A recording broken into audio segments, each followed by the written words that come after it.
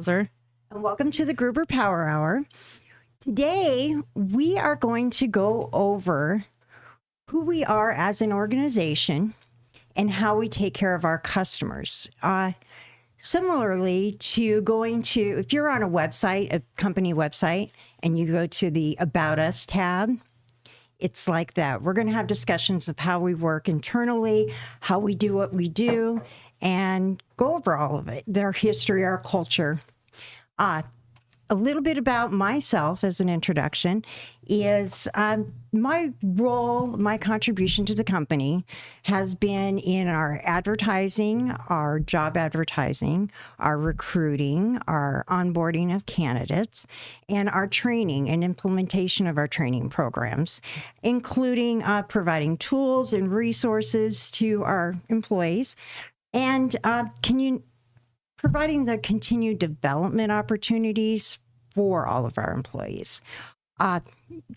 We also provide additional internal resources to have oversight of the opportunities that come to us internally from our customers. And so we're always wanting to make sure there's a successful outcome for our customers. And that's where we're watching and ensuring that we have that. So Nicole, provide us with what you do. Well, Janie, I haven't been here nearly as long as Janie. I've been here for 3 years and 2 weeks. Janie's been here for 10 years next month. Thank you. I have a lot of catching up to do. I have a similar role, not quite as many hats as Janie does.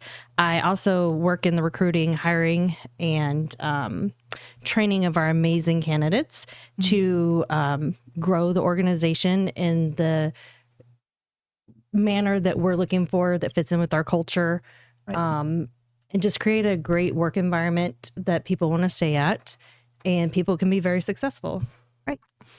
So what we plan to do over the next, over today and the next several podcasts, today we're going to talk about the foundation, the history. We're going to bring Pete Gruber in so he can talk about his vision of the company and what he's done to try to get the company going and what he has done to get the company going.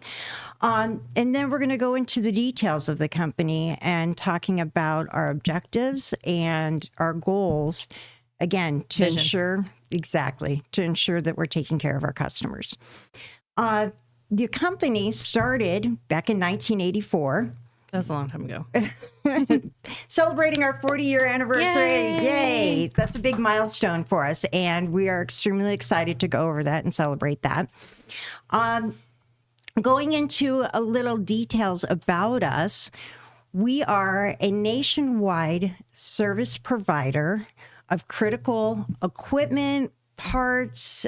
We have technicians all over the United States that take care of our customers to ensure that they have that optimal uptime, runtime on their equipment. And there is a lot that we do behind the scenes to ensure that that happens. Exactly. Right. There's a lot of manpower. For sure. And it's talking about what we do to ensure that. Our primary focus with our customers is the business to business and business to government markets. It's who we work with. Those critical applications, whether it be a 911 center, a hospital, a data center where they have to have power and it's critical to their functioning. The evolution of the company. So let's talk a little bit about that. As Pete Gruber, when he comes in, he'll give you more of a background. More details. Right.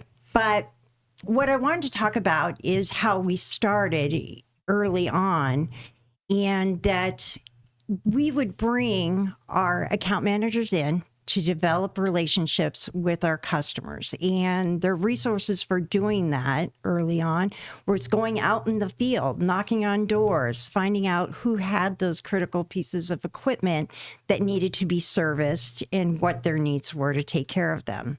Before Google. Yes, indeed. Before Google. Yes. And so over the years, as we've grown, our CRM system, our database has grown. And as our database has grown and notifying us of the different units that are out there in the field at these critical sites that need to be maintained. Now, we do offer services, our maintenance agreement, that always provides us the notification of when those units need to be maintained to ensure that we keep them up and running. But the other caveat of that is those customers out there that do not have a maintenance agreement, and that we need to ensure that they're getting the services that they need to keep that equipment running at optimal, OEM standards. And so what we did is we incorporated a couple different elements within the company, and that was to have outbound calls made to those customers, ensuring that they're getting those services, those batteries change outs, the PM services, to get those done in a timely manner before it's too late. And then we also incorporated our auto notify program that we have in place. The auto notifications go out as an email reminder to the different facilities that, yes, you're due to have your batteries replaced. You're due to have a PM service done. And so through those methods, we've been able to help keep thousands of businesses running at their optimal, what we want them to be at, to keep them going. Exactly. And provide that great customer service. Prevent big issues. Yes. We got Pete over here. So, Hey. going into that, let's introduce Pete Gruber so he can bring the vision and development of the company in. Hi guys, how you doing? Good. How are you? And welcome anybody that has joined us. Put on my headset here. We opted no glasses, no headset. I noticed that. Yeah. Yes, we're going We're to changing things route. up. Check, audio check. Okay, I'm live. I can hear myself. So I was catching a little bit about history and, your own personal histories and how can I add some substance and value to what you're talking about? Well, what I would like to know is what your vision was before you started the company. Back in 1982, Okay, all right. what brought you to bringing on and starting this business? Well, I think that anybody that has an entrepreneurial inclination always is unsettled by just working. Can I take these off? You guys aren't Yes. wearing Yeah. headsets. Okay. Yeah, go for We it. don't need them. All right. But I definitely need my sunglasses. That's right. We can't take your whole identity. Exactly. Yeah, they might figure out that I'm AI or that my eyes glow or something like that, right? We're still going to do a release about why sunglasses are usually involved in the Gruber productions. But for now, I'm just going to, yeah. The thing about not wearing your headphones is, though, you got to make sure you stay up on your mic because you can't hear That's yourself. true. Okay, social media is reminding me that the headphones give us feedback about how our volume is. All right. Okay. So getting back to what an entrepreneur feels. There's like this unsettled feeling constantly while you're going through life with career, work, it doesn't matter who you're working for. And it just is an itch that will not go away. Well, I had that from my early career. Even as I worked for a radio shop in high school, I thought, how can I do this someday? And trust me, there are enormous headaches involved in being in business. Most people just don't have that kind of courage, stamina, wherewithal, patience, and you literally have to put your life on hold. I did for 10 years. In order to create something like this. Elon Musk talks about that all the time. You sleep in the factory. It is a wide range of emotions from terror, fear, frustration, all of that. So that kind of set the stage, and I dabbled with it while I worked for Digital Equipment Corporation. Was frustrated there, corporate America. But I didn't realize until later how much I learned observing all their mistakes. Yes. The way they treated people, the way that the lack of planning. They had what was called matrix management. There was no hierarchy. Everybody kind of did what they wanted to do, and you didn't quite understand what each other's roles were in a matrix management type structure. But anyway, then I finally decided, okay, it's time. I had a cushy job. I had a company car. My boss was back east in Massachusetts somewhere. I had very little accountability, and I could basically do what I want, and I was very good at what I was doing, so, the job was intact. But I always wanted something different, and finally I quit that job, and everybody that I knew thought I was crazy. What's wrong with you? You've got a great imagine. salary. You've got all of these benefits, and you're really going to go out. And it was during a dip in the economy, 1983, actually. So anyway, that's the backstory. And then I went through all of those things I described to you: sheer terror, not having enough money to do things, having to compromise. And you talk about working hours. No, it wasn't even 80 hours, It was like day and night. And when you woke up, you started again. You clock your off hours, not your working hours at that point. Yeah, exactly. One of the things that you've said to me in the past that I really took note of was when you were working in that corporate environment, how the promotions and people were paid, but not necessarily based on their skills and the talent and the drive that they're bringing to the position. Oh, totally. And that's what we wanted to do different. And that's what the element that we want to bring into our company is providing people that support for their drive and their ambition and their talent and their skills. Creating positions for people. The first flaw that I think most companies have when it comes to hiring is if there's any level of prejudice. And, in the 70s, corporate America really began to try to correct some wrongs with tried to correct some wrongs by putting programs in place that mandated that hiring was no longer necessarily about skills. It was about the color of skin. It was about the gender. It was about a whole bunch of things that really didn't relate to the effectiveness in the job. Now, bear in mind, I fully support, gender rights, and I thought it was horrible what was happening with, minorities and the prejudice and all that. But I can assure you that having been in business 40 years, any business that hires based on prejudice and not skills is going to fail. Right. You have to hire and recognize skills no matter what package it comes in. Exactly. So that's my simple answer to that. We are very diverse here. Very.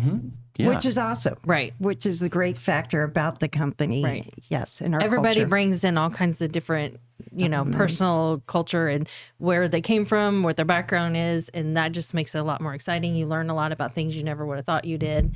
Right. I don't know what the male-female ratio is, but I'm pretty sure it's pretty even. Right. If you're colorblind, you don't even know. No, like people ask me sometimes, how many female managers you have? I don't know. I have to think about that, It's not the it's we not just the all gender enjoy we're each focused other. on. Yeah. And we have varying cultures here too. I mean, Chinese New Year's, for example. Yes. We have different languages being spoken here. I just wish the world could run this way and appreciate each other's diversity. Everybody rather than has set something to up bring. barriers. Yeah. And that goes into so much about our culture and how we operate, bringing the successes to the organization because we highlight people based on their skills, based on their talent, based on their drive.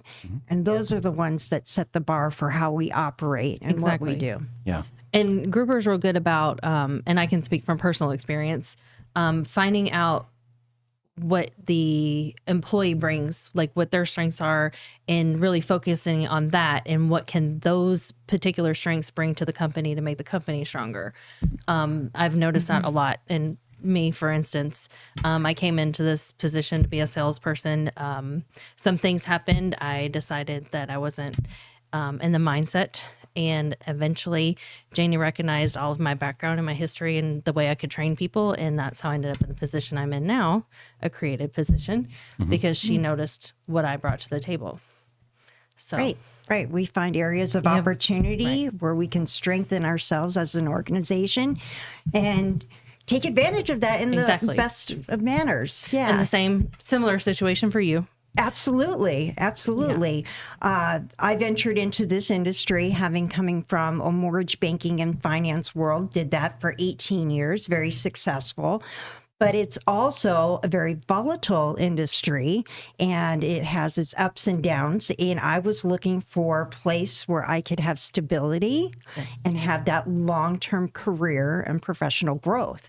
And, coming into the company, I was afforded every opportunity based on my drive, my talent, my skills, the effort that I was putting into my position to move up and continue that personal growth, my career path.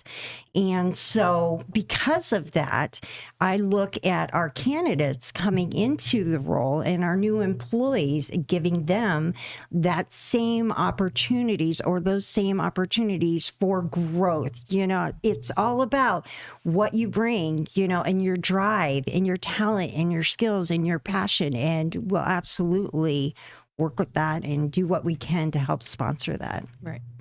Yes.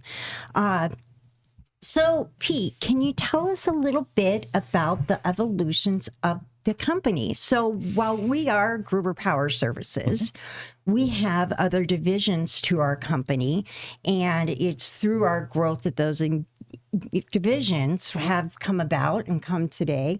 So you can tell us how we started with Gruber Industries, Gruber Communication Products, and grown into who we are. Sure. So this division, Power Services, of course, I think you've already stated its core mission is to service and sell critical power equipment, things that keep data centers up and running. And, the thing that I thought about early on too, how future-proof are these areas or these businesses that we're going into? And as you know, technology is not going to die. It's not going to change. The need for data centers, in fact, has exploded even further than it was in the 70s and 80s when we had large mainframe computers. Now with artificial intelligence and gigantic server farms and co-locations, the type of business we're in is definitely future-proof. And it's interesting to watch the technology evolve, too.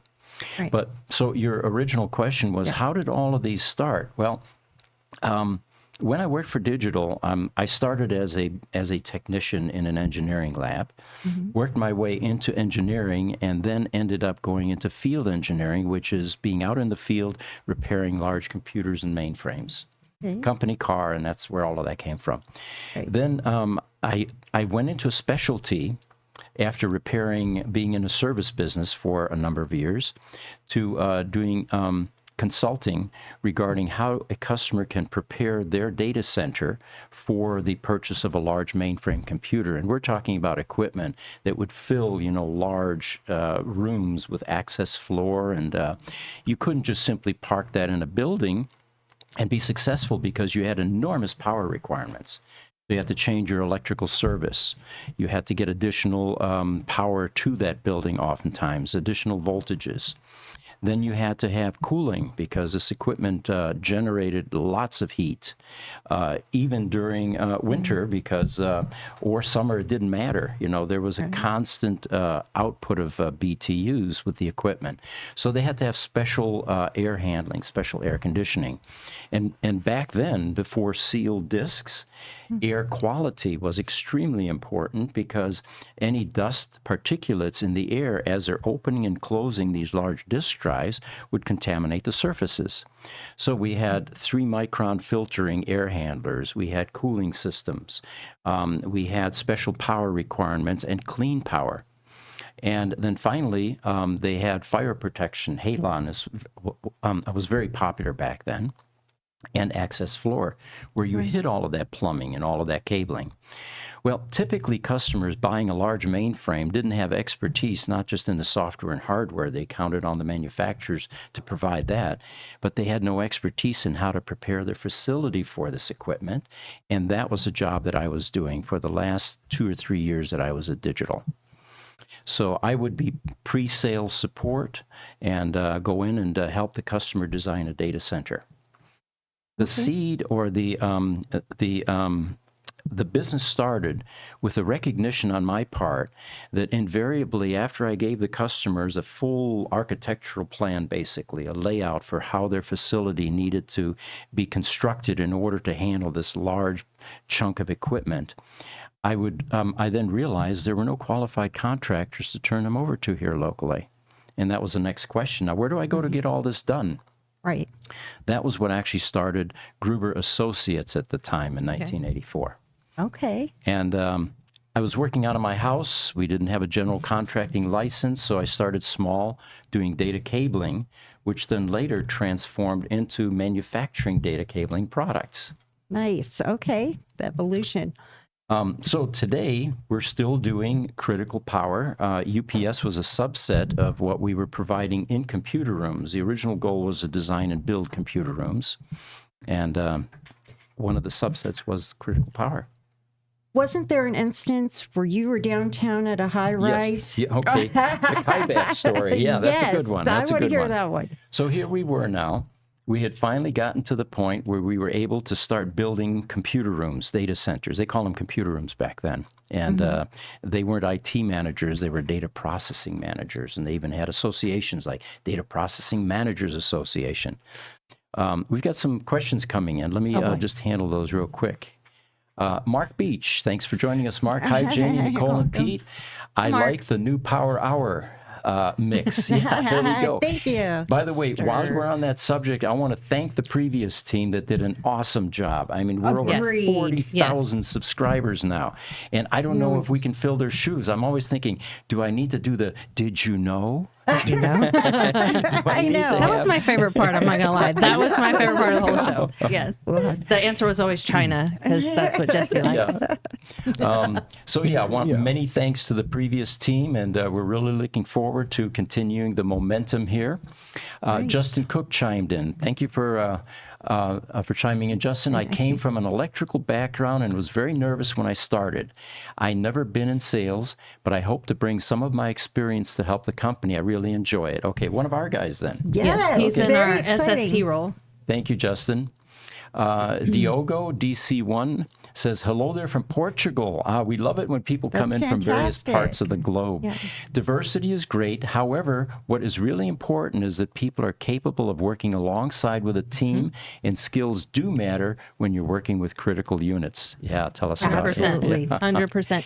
And that's one of the things that's very unique about Gruber is I know everybody says, oh, we have a great team dynamic, but we actually really do.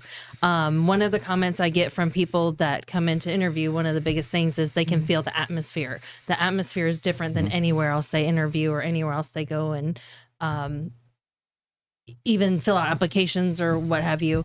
It's definitely a great mix of people bringing in a lot of different aspects and visions and perspective from lots of different places. And that really helps the company as a whole because we all work together to make sure that the end goal is the same, whatever it is. We make sure everything's taken care of and all the parts and pieces are taken care of. And we know who has the strengths and who can bring what to the table. And we go pick at each other and help each other. And it's definitely you have done a great job, Pete, of growing a company where literally everybody is part of a team. Everybody is bought in and part of a team.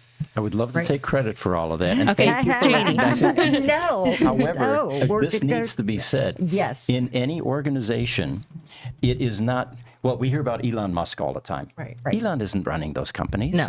He is so far removed. These days, he spends all his time on Twitter. There are very talented people in companies that are actually making the magic happen. The only skill that the founders might have is the selection process, beginning or building the culture. But once it's in place, it's self-perpetuating. And like you pointed out, this is a very family type atmosphere, very little infighting. People enjoy coming to work, and that's very important. Yes. You're going to get maximum performance. All right. Go ahead. What is your story? So somebody that I shall not name had one of those little fidget watch thingies. I'm not really sure because I'm not the technical person, but it tracked like their feelings and their emotions and their blood pressures and things like that. And one day he was with some other people and the person noticed that his watch said he wasn't very happy or his device. I guess it's not really a watch, which may or may have created some issues. But then when that person was at work, it always said that they were very happy. They were very happy and excited and joyful while they were here at work.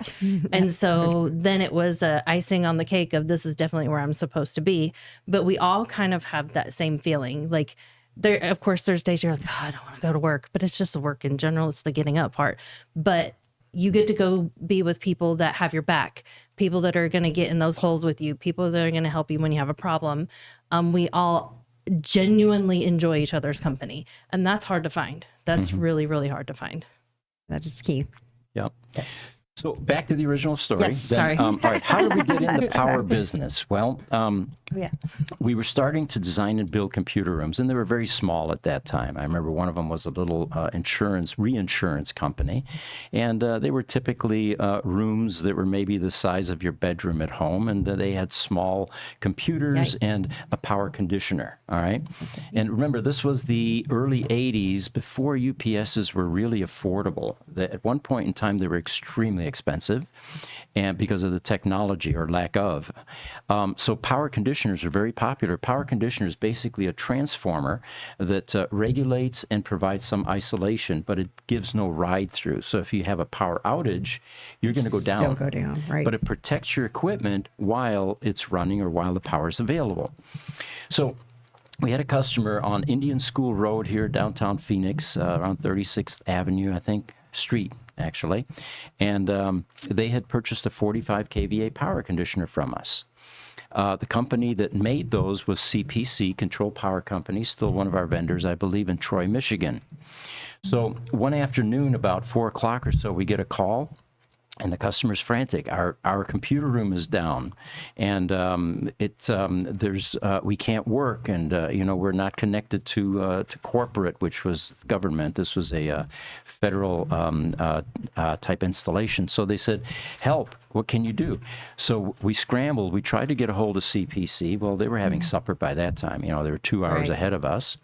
And we said, well, let's send one of the electricians down to look at it, just send a warm body, basically, to make the customer, at least feel supported. Well, Dale was his name. He went down and he fixed it. And what he changed was a fuse in this power conditioner.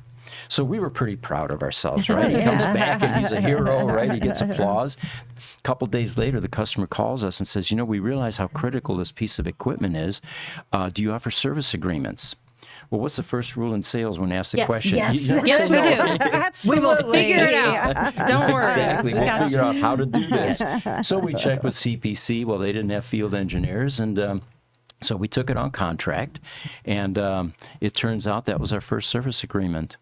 I had another company, Revlon, a big warehouse here on Van Buren. Yep. They had the world's first automated warehouse with what were then not called robots, but that's really what they were. They were like forklift robots that ran on rails that would run down these 100-foot long lines of racks on both sides, 100 feet tall, and each cell was an XY coordinate in the computer.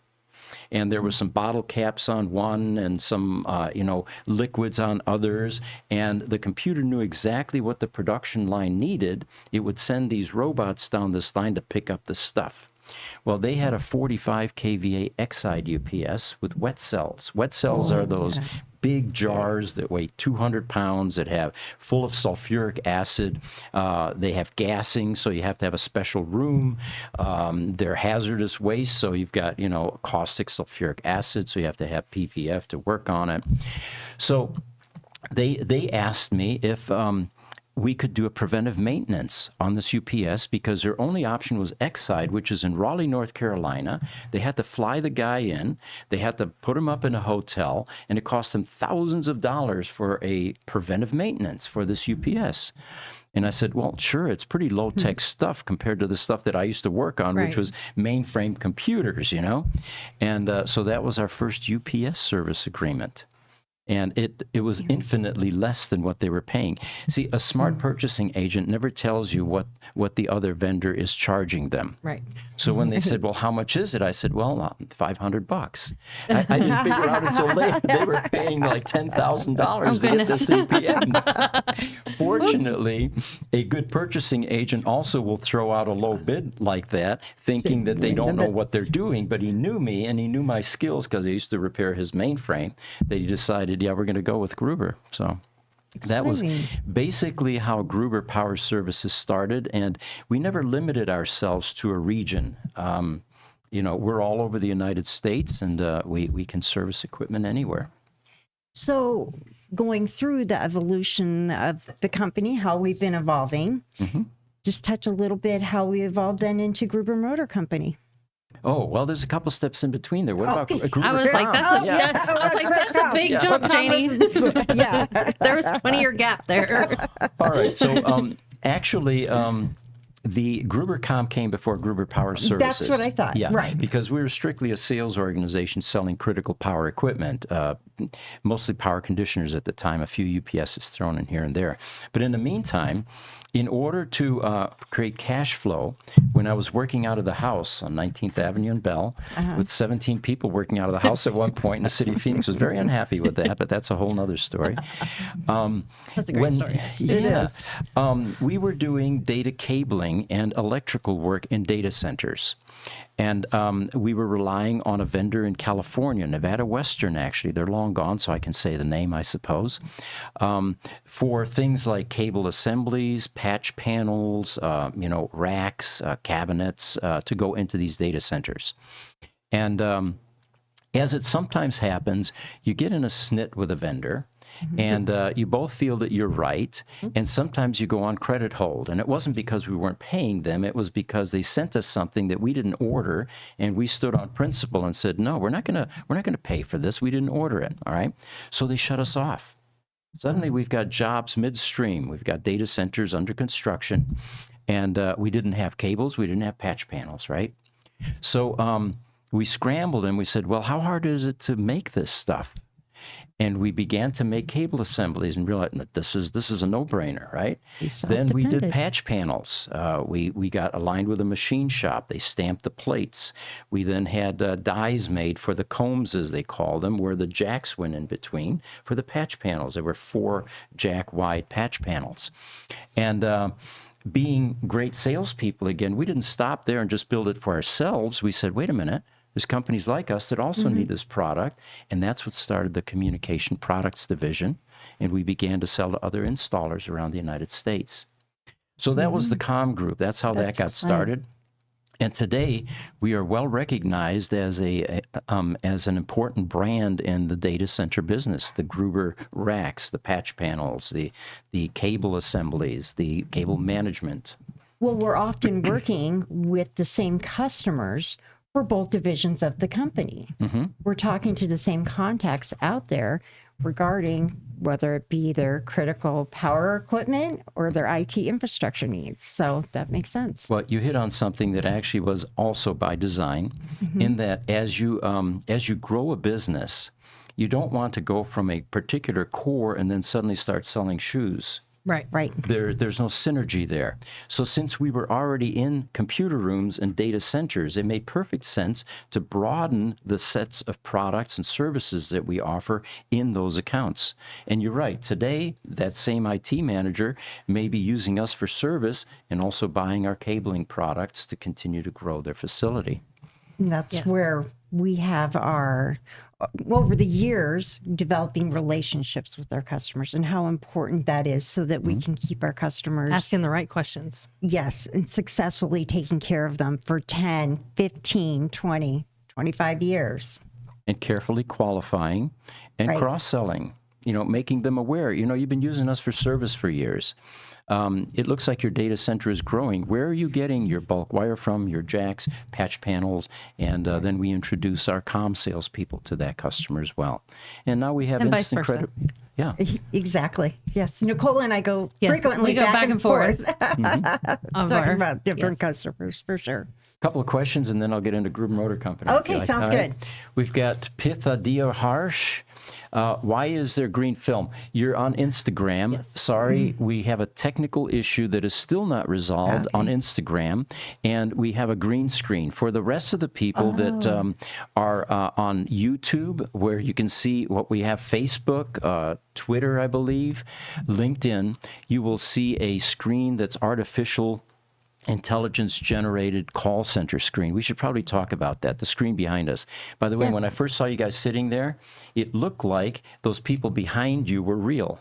Until I realized, although the picture is cut off, it was your picture that you rendered. AI still makes mistakes, and that gentleman sitting there behind us actually has a female foot and a male foot. Sure. Jesse pointed that out to me. Oh, wow. And vice versa. She's got one of each, too. I know, that is funny. But yeah, we usually use artificial intelligence-generated images, which is yet another one of our capabilities, although it's not an official division. We have a AI podcast that we air every Wednesday. And at this point, at least, we are simply using AI in the businesses. Right. All right, one more. Highlander. Thanks for joining us, Highlander. Hi, gang. He's here. Highlander. Hi, Highlander. And by the way, last week we did not have a GPS podcast. Right. And the basic reason was there was a transition, and I had to go to an auction out in East Mesa. A EV company is liquidating their assets, and it was pretty important that I was there. So I ended up going there instead. But normally we will be running these GPS or power podcasts every Friday morning at 10 a.m. Mountain Standard Time. All right, so how did we get into Gruber Motor Company, which really from a social media standpoint has become the largest part of our social media presence? We are currently at 281,000 subsibers. This team is at 40,000 plus at this point, 44, Hey guys, something like invite that. your friends. We got a lot of catching up to do. Yes. And you guys are catching up rapidly, too. That's amazing. Well, it's going to really skyrocket now. Yeah. Absolutely. We got the go. dream team. So, Gruber Motor Company. All right. My wife and I were driving a Prius, and I liked, this was like 15 years ago or so, the notion of driving an electric vehicle. And the Prius was a hybrid, but for about a mile or so, under 40 miles an hour, you were actually driving on an electric motor, which for a guy in electronics like me is fascinating. And also being a car guy that's rebuilt a number of ICE-type cars. So the Prius is aged. The batteries were starting to go out. We knew that we were going to have a huge expense, so we decided to upgrade. We got another Prius. Then the same thing happened to that. Well, finally, I said, you know, now some of these battery electric vehicles are out there. I would like to explore that. So I began to look for an electric vehicle. And the only thing I could find that interested me, because I'm not a sedan type guy, you know, four-door grocery getter sedan. I drive sports cars typically. Yes, he does. George Clooney was selling his Tesla Roadster in California, in Los Angeles. And his publicist or whoever was selling it for him said, I can't tell you who it is, but if I mention the name, you'd instantly recognize him. Well, it wasn't a big secret that, you know, some of these celebrities had Roadsters, and they weren't all keeping them. Actually, Arnold Schwarzenegger was another one. He had VIN number 19, but he wasn't selling it at that time. You know, Right. I asked the same He had to thing, take the top off. That doesn't work well. There's a guy that Sit works on for the back. Lucid now, ex-Tesla guy, Zach Edson. He's now the director of service at Lucid. He's 6'6". Oh, wow. And there's a video, if you guys are interested, out on YouTube. It only has 1,000 views or something, but they've got Zach with a couple other Tesla guys showing people how to get in and out of a Tesla Roadster if you're 6'6". And there's some. We're going to have to definite things link you that in the do. comments, Jesse. Yeah, if you have that video, that would be interesting. We should link that one in the comments because I Right. definitely want to go watch it. I know. I'm very amused by stuff like that. It turns out that I was about to fly to Los Angeles to look at this black Tesla Roadster, and then I realized I got a friend in town here in the car club that has a lightning green Tesla Roadster. Let me ask him what he thinks of it to make sure I want to do this, make this commitment. Right. Well, when I talked to Stefan, he says, oh, I love the car. The only problem is I have 2 little girls, and the passenger airbag doesn't turn off, so we're going to be selling the car. And we struck a deal. Now I had a lightning green Tesla Roadster. Oh, yes. Drove it every day to work. And one day I'm taking my lunch pail out of the back, and a field engineer, one of the guys that works on the UPSs, said, what's that big black box in the back of your trunk? And I said, well, that is a 3-phase inverter that powers the car, the 3-phase AC induction motor. And he said, we repair those. For the life of me, I don't know why it took me 9 months to figure out what he said was absolutely correct. We've been in the Tesla repair business all along, and I had this massive paradigm shift. So that weekend, I got onto Craigslist and I typed in Tesla Roadster service to see if there was anybody out there that was repairing these, or at least, trying to find a job for a Tesla Roadster repair. And I found Sean Scher. Okay. That's where he came from. Okay. He claimed that he had a Tesla Roadster, that he could repair them. So I called him, we spoke. Turns out he was between jobs. So I said, wow, you really need to apply for a tech manager position we have here for critical power. And if you get that job, I would like you to also start focusing on trying to find some Tesla Roadster customers, because the technology appears to be identical.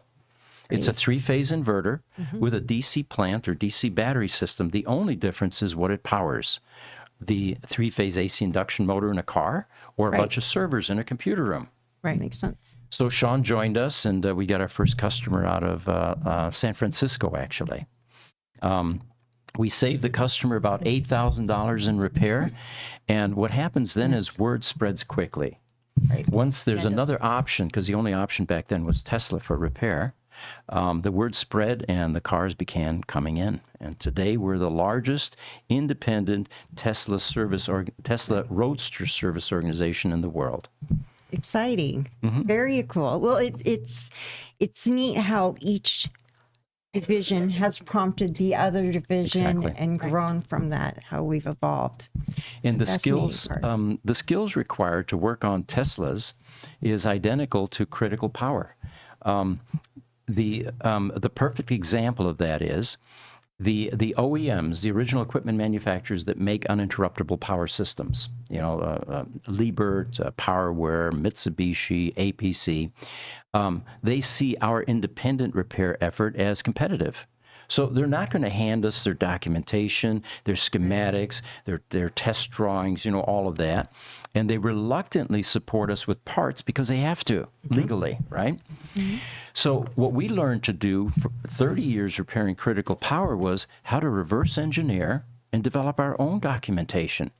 Well, we simply applied that skill to the Tesla Roadster, and the next thing you know, Tesla's looking at us and saying, wait a minute, where did these guys come from? How did they get so knowledgeable on how to repair our cars without any support whatsoever? And eventually the support came, because then they realized Tesla's a different company, by the way. Oh, yeah. Unlike those ones that I mentioned that are fairly myopic and see, there's an adversarial relationship between competitors and you try to withhold information from them. Tesla's just the opposite. Once they realized that we have gifts, partnership was the next thing that happened. And today we're proud to say that we get along wonderfully with Tesla. There's a symbiotic relationship. They're a vendor, they're a customer, and vice versa. That's wonderful. That's what we want. Right. That's exactly what your goal should be. And again, getting back to the original question, what is the culture here? We've had a lot of competitors over the years. And again, my observation after 40 years is the successful competitors or successful businesses are the ones that aren't myopic, that don't handle the competitors as adversaries. They learn how to turn them into customers and vendors. Now you have a win-win. There's plenty of business for everybody. That's part of what we highlight when we go through our training. Exactly. When we're bringing candidates, new employees into the company, and we talk about the different types of customers that we work with. And I'll hear that initially when somebody starts in the company, oh, they're a competitor. No, actually, they're not. Turn them into a customer. Exactly. And that's what we do. It's all about and we talk perspective. about how we find in those symbiotic relationships and be able to find a place working with them to work together. A simple adage in management is no competitive overlap is ever 100%. And the skill of any successful business is to capitalize on the non-competitive overlaps. That's where the synergy lies. Exactly. Help each other out. Yes. Forge A lot more those questions. Sorry. Here we go. Twinmon 1492. Yes, we are all a big, happy, welcoming family. There you go. That's wonderful. Kiki Chef. Good morning, Gruber. Well, good morning to you morning. as well. Kiki. Highlander asks, do you offer aftermarket add-ons for things like Cybertruck? You know, it's too soon, Highlander. We just got our first Cybertruck at our GMC facility, while we were there at least, last week, I think it was, 2 weeks ago or so. And it'll be a while before these things are out of warranty and we really have a chance to do a lot of reverse engineering. But having said that, I know there's a viable business opportunity for Cybertruck accessories. You know, if I'm a construction guy, I'm going to want to haul my ladder with me and my pipe, my conduit, you know, and you're going to need racks for that. Right. Next one, Pasha. Amazing story with motors. That definitely the future and will be exciting to see the ever-changing evolution of the industry. Totally, yes. Yes, exactly. Well, thanks for contributing, guys. Keep coming in with questions. We'll be happy to answer them or comments. And the typical question at this point is, do you ever foresee yourselves working on something other than Tesla Roadsters? Well, we already dabble with the other Teslas, although there's a waiting list for those, like the Tesla Model S, which is out of warranty, the 3, which is going out of warranty. But the future for Gruber Motor Company is, as an independent EV repair organization, many of these EV manufacturers are not going to be able to scale their service delivery quickly enough to meet the demand. And they're going to start looking for companies that are skilled, that have experience, that they can train and give support to augment their warranty issues and their service needs. Alternative resources. Again, working in partnership with competitors. Right. To keep your customers happy. Exactly. That's the end goal. Yeah. Yes, exactly. Well, thank you, Pete. We appreciate your time. We wanted to get your history, your vision, and where we began, and an idea. And we're going to continue on talking about where we're going and how we work internally to take care of our customers. Well, thanks for having me, guys. And All right, thank you. Thank the audience as well. Absolutely. Thank Thanks, you. So, where we left off with was talking about in the beginning, our account managers would go out and seek customers, developing customers by knocking on doors, making calls out of the old phone book to find them. Google. Yes, exactly. And then we have grown and we grew our database through years of their efforts and created relationships, developing customers, establishing maintenance agreements. And for those customers that didn't have maintenance agreements, we went into our auto notification program to let them know when they were due for services on their equipment. And then that also evolved to making outbound calls and establishing a team to ensure that the customer's critical needs were met based on the timeline of when they were due to have those services. And so through that became a launching point, per se, to bring candidates in and learn about who our customers are and the equipment that we work with. And so over the years, what we've done with that is we have developed an employee development program, so bringing new candidates in. And through the employee development program, we have the path is starting out by making calls to companies and facilities where they do have those critical components, that equipment, finding out when they're due to have their services, ensuring that we are there and available for whatever, the PM, battery replacement job, unit replacements, things like that. And then after the employee, our candidates have learned, about what we're doing and how we operate and how we take care of our customers as far as being there for those critical dates, then we progress them through on-the-job training and classroom training that we do, that Nicole does and participates with. Yes. There's always training. Training. We actually have an agenda that we go through in talking about, the different types of customers, and then we bring in our internal resources to learn the technical aspect of taking care of the equipment and parts and components of the unit. The things that you and I are not as versed in. We may not be as technical as some other, other employees and people within the company. That use it every day. Right. But what's key about it is, as with other people within the organization, is our ability to take care of our customers and being that go-to resource. And that's what's important. And us knowing who to go to when we don't know. Bingo. That's the big thing. Is who to go to within the organization. Going from there, what I wanted to touch on is that we have long tenureships here at Gruber. And we have employees that have been here 5, 10, 15, 20, 25, 30 years. And 30. It's with their knowledge, their experience, that it brings us the ability to take care of our customers at a higher level because they participate, again, that team environment. I was just going to say that. Yeah. That's where the team comes in. Exactly. And us working together. So that's part of our employee development path that we do, is learning who to go to for what resources to take care of the customers. We very much stress that. Yes, that's a big part of it. Very, very much. Yes. Who to go to when. I think we have a new one up there.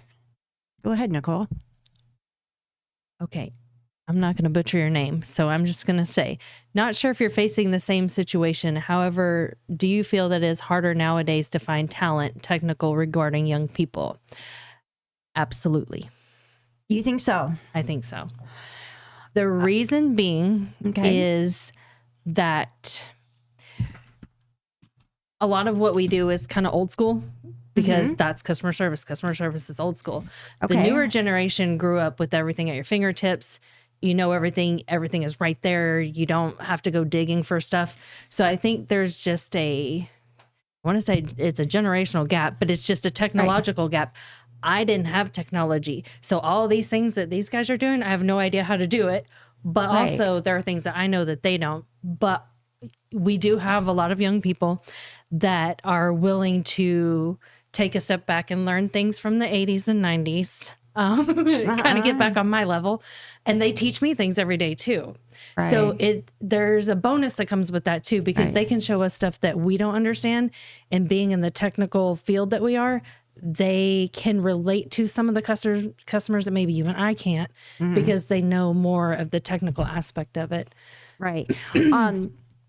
Sorry, I shouldn't have go. done that. That's fine. To spin off on that is actually easier now to teach and train somebody because we have those resources that we do.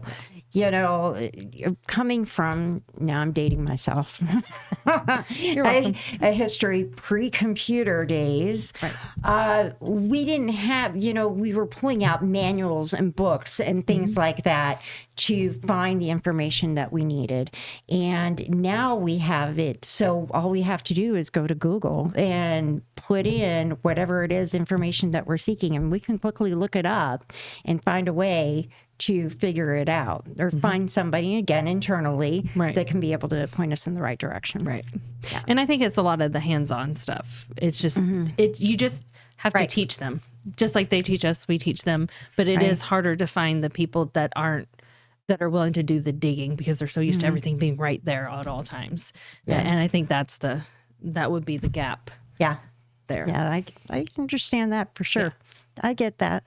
So continuing on, our employee development program that we have in place, we start out with individuals coming in, again, making calls to different facilities and learning about their equipment needs and ensuring that we're there and making those calls at those critical moments when they're due for their services, battery replacements. And then through the path, we move them into another role where this is, 3 to 6 months into their journey here at Gruber. We move them into a role where they learn how the back end side of things take place to take care of our customers. How do we facilitate taking care of the services and the parts and their equipment needs on the back end side of things? And what I mean by the back end side of things is For instance, if we need to ship out batteries out of our battery warehouse, what does it take internally, the processes to notify our battery warehouse that those batteries need to be shipped out? Right. If a unit needs to go through our depot to be repaired or worked on, what do we need to do internally to ensure that that is being done in an efficient, timely manner with communication taking place as we want, our goal is for it to take place, again, to successfully take care of the customer. So learning the back end side of things is vital. Nicole's been through that. Yes, I have. You've been through that Yes. part of it. And tell me a little bit about your experience.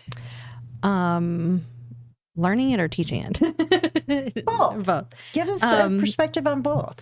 So it's a little scary because now you are Right. your customers are more dependent on you directly, but so are your account managers. So not only are you helping your customers to get what they need, you're also assisting your account managers to do what they promised their customer and to make sure that everything gets done, because the account managers have so many things they work on.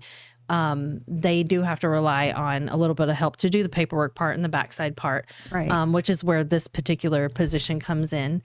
And so learning it's a little scary because you're just afraid that you don't want to disappoint anybody. You don't want to let anybody down. You want to make sure everybody gets what they need and everything goes as you envision it to.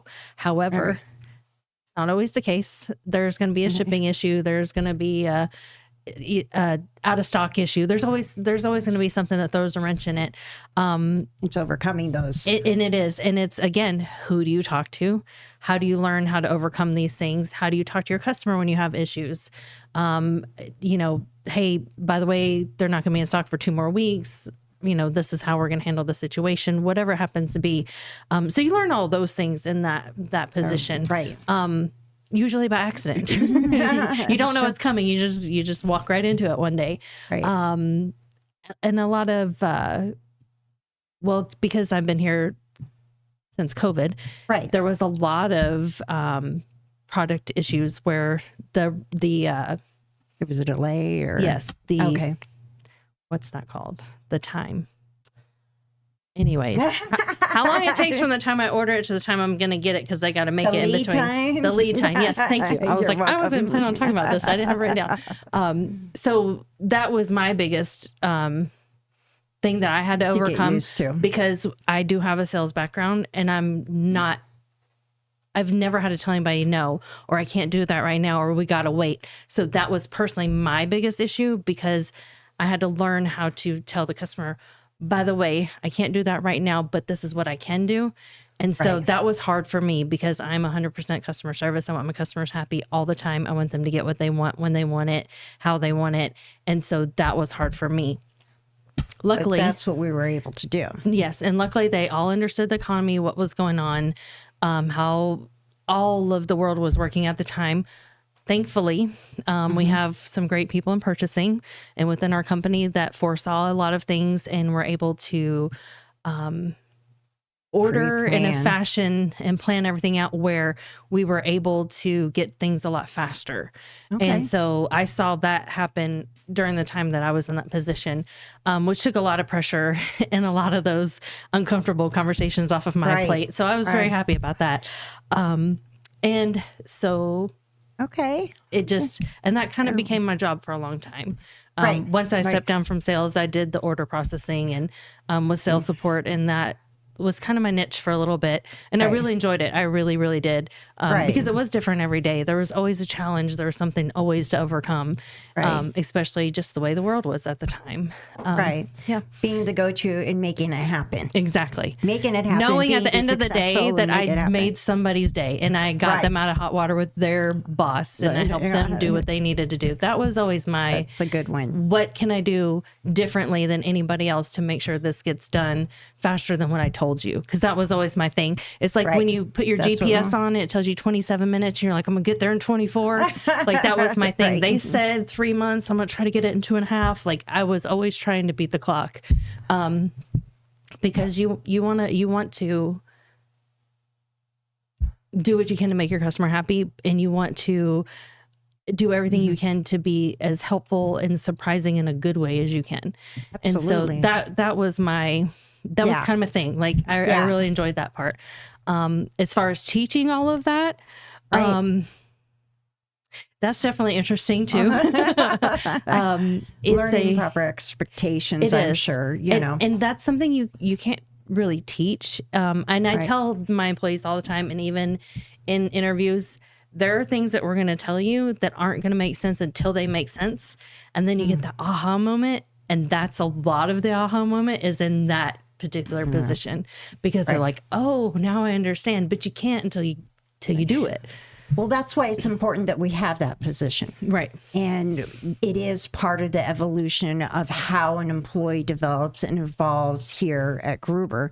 Is we want somebody to get a good understanding through the different roles of what the expectations are to take care of the customer, so that way they can successfully talk to our customers and be able to say, okay, this is how we're going to make this happen. Right. You know? Explain things correctly. Right. And one big thing that, again, part of my past, something I learned very early on in my career, saying I don't know. I know that's horrible. Some people get so upset about that, but I think that's one of the best things when you really don't know. Hey, I don't know, but let me find out for you. Right. And there's a lot of that in this industry specifically, because a lot of it's lead times, a lot of it's where things are located within the United States. How fast can someone get there? How fast can we do this and that? And I think that's one thing that we definitely stress is if you don't know, say you don't know. Don't just make something up, which is one thing that I think separates Gruber from a lot of people, is because we tell you it's okay to say, I don't know. We would prefer you to say, I don't know, and find out, which is something that we teach here that not a lot of companies teach. And again, it goes back to those wonderful resources that we have internally with those years of knowledge and experience and providing us that support. Exactly. Is a big deal. Exactly. So we bring somebody in, they have that initial step coming into the company. They're making those outbound calls. They get familiar with who our customers are, what it takes to take care of our customers, and what services and equipment, what we do offer for our customers. You learn a lot of language. Right. A lot of language. Yes, that is key to that it. There are a lot of questions that come out of that position. So there's learning opportunities all day, every day in that position. For sure. So you start out doing that, making those calls. Then you move into the assistant with our sales support role, and where you're learning the back end side of things and how to take care of, facilitate the needs of our customers. And then you move into another role where you're working alongside an account manager, being one of their assistants and participating and taking care of our customers on the front end side of things. And these growth steps are important to the success of the company and to our customers, to ensure that we're placing, having all of us be put in a position to take care of the customers. And I think a lot of that is learning what you can and cannot do. Yes. That's a huge part of the first couple of steps before you become an AM assistant, is what our capabilities are, what they aren't, what you can even do actually. Because sometimes you, in your head, you're thinking, oh, this should be easy, but actually you can't do that because it's not going to work for whatever reason, which is a huge part in learning the operational part of it first, and how things work and how the processes work here. So when you get into sales, you're not promising something you can't do. So I think that's what's the most important part of those first two positions, is learning what you can and cannot do, so you're not making empty promises. Of course. Because that you definitely don't want to do that. No. So, and I what think what the capabilities are, understanding how expectations, how long things actually take. You know, when you know the batteries could be on back order for 6 months and you're telling your customer, oh yeah, we can have them there tomorrow. You know, you don't want to it's do learning that. all those little things that make you a successful account manager. For sure. Absolutely. So, again, coming into the company, we go through the different roles, and you evolve through different periods of times. You know, each transition takes 3 to 6 months. And so what we do is, as a company, we continue to provide additional support and training to our employees and as they evolve. One of the things that we do is one of our senior managers participates in providing project management training as ongoing training for our employees. Great class. It's a great class. It sets us up to successfully take care of our customers. But providing these different avenues to continue to evolve and continue to take care of our customers is a big element of who we are and what we do. And so with that, what I wanted to just highlight is, you know, again, when we bring customers in, our Candidates. Yes. Thank you. The number one question I am asked is about the culture, but I think we went into it pretty well with what we discussed with Pete and the family environment and the team environment and all of that. So, Nicole, tell me, what do we look for in somebody? I look for things you can't teach. Okay. Personality, drive, energy. Energy is huge for me. Sure. When you come into a position like this, we don't have jobs. Gruber doesn't have jobs. We have careers. So everybody that we hire in, we're anticipating being here for a long time. So we want you to be able to come in. We need you to be self-motivated. Motivated by money is a great thing because you end up being commission-based. Even at the beginning, you do get an incentive pay, all based on what you do, what your performance is, the quality of the phone calls you make, not necessarily the quantity, but the quality. So we need you to be able to kind of self-motivate, do your own thing, right. Pick up on things. Your personality is something you can't teach. If you're timid and you don't like talking on the phone, it's not going to be a good fit for you. So that's just reality of the situation. So definitely I look for people that are outgoing and people that are confident. Confidence is another thing you can't teach, you know, and people that are going to gel, not only with the company, the other employees here, with our culture that are going to buy into that, because with us being so team oriented, you have to have someone that's on the same page as everybody else. Right. And that's something that we very much go over during the interview so that you know exactly what you're getting into, what we expect of you. Because we just don't want to set you up for failure. We want you to be successful. If you're successful, we're successful. And that's how this company has been here for 40 years, because we hire people that want to be successful. Right. And it's worked really well so far. Provide high value customer support. Exactly. Supporting our customers. That's a big part of it. So what I'd like to say is that what we're going to do is we're going to continue to evolve this podcast and what we're doing. And through this journey, the next steps that we're going to do is providing some insight, again, internally, how we work as an organization, and putting the spotlight on some of our internal key employees and what their role is. So that way, again, somebody can come in and get an idea of who works here, who's behind the scenes making things happen, and what is the role, you know, how do they take care of the customer? Right. So we'll continue on with that. We will. All right. Thank you so much. I appreciate everybody watching. Have a good Friday.